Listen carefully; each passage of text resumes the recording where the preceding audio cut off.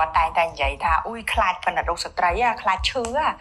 ពេលបណ្ឌិតហ្នឹងអៀនគ្រូពេទ្យហើយបារម្ភជាងគេគឺឈឺហ្នឹងហ្មងខ្មាស់ផងអៀនផងអញ្ចឹងហើយគាត់តែងតែលាក់នៅជំងឺធ្លាក់សជំងឺកាមរោគហើយពិសេសនោះគឺមហារីកមាត់ស្បូនគាត់អត់ហ៊ានមកបណ្ឌិតទេពីព្រោះគាត់បារម្ភនៅរឿងជាច្រើនអញ្ចឹងថ្ងៃនេះយើងបើកវាំងននទៅមើលថាគេបណ្ឌិតរោគស្ត្រីរហ័សដងហ្នឹង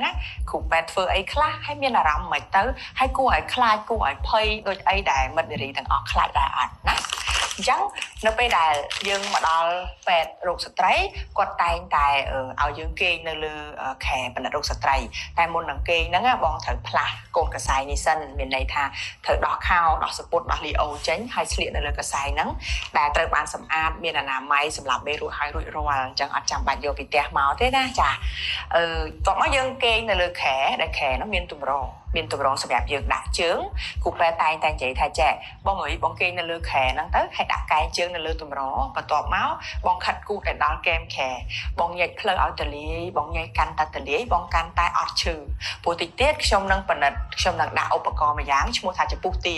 ដាក់ចូលទៅក្នុងតំបន់ទ្វារមាសរបស់បងអញ្ចឹងចំពុះទាហ្នឹងវាមានទំហំប៉ានេះមិនធំទេទំហំប៉ានេះហើយអាចបើកបានបែបហ្នឹងគ្រូពេទ្យនឹងដាក់ចូលទៅក្នុងទ្វារមាសរបស់ស្ត្រីឧទាហរណ៍ថានេះជាទ្វារមាសគាត់នឹងដាក់ថ្នមចូលទៅហើយគាត់នឹងបើកមើលទៅលើមាត់ស្បូនរបស់ស្ត្រីហើយពេលដែលបណ្ឌិតហ្នឹងគាត់តែងតែប្រាប់ថាបងរួចរាល់នៅបើបងរួចរាល់ខ្ញុំនឹងដាក់ចូលណាហើយពេលដែលដាក់ចូលបងនឹងមានអារម្មណ៍ថាអ៊ូលតិចធ្ងន់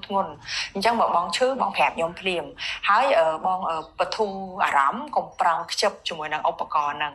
ហើយវាមានរយៈពេលខ្លីតែយ៉ាងយូរ2នាទីខ្ញុំនឹងចាប់ការងាររបស់ខ្ញុំហើយអញ្ចឹងពេលដែលដាក់ចូលទៅហើយគ្រូពេទ្យនឹងឃើញមាត់ស្បូនរបស់គាត់បងច្បាស់ហើយចុងក្រោយគាត់តែងតែពិនិត្យទៅលើមហារីកមាត់ស្បូនគឺតំបន់នេះ